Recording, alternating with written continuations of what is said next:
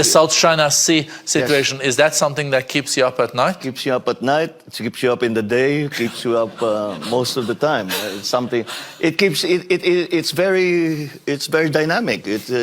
It's constantly in flux.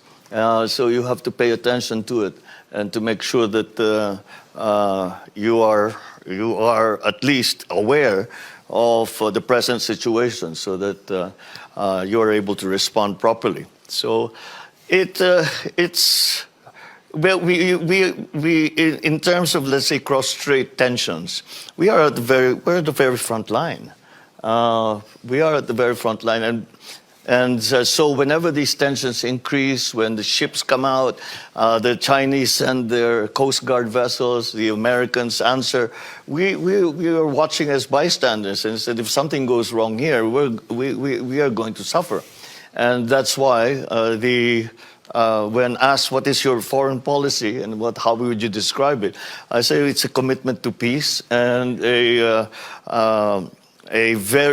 hewing very close and guided very closely by our national interests, as I mentioned before. Well, if I may, did the South China Sea complex come up in your conversations in Beijing with the President Xi Jinping? There is no way to avoid it.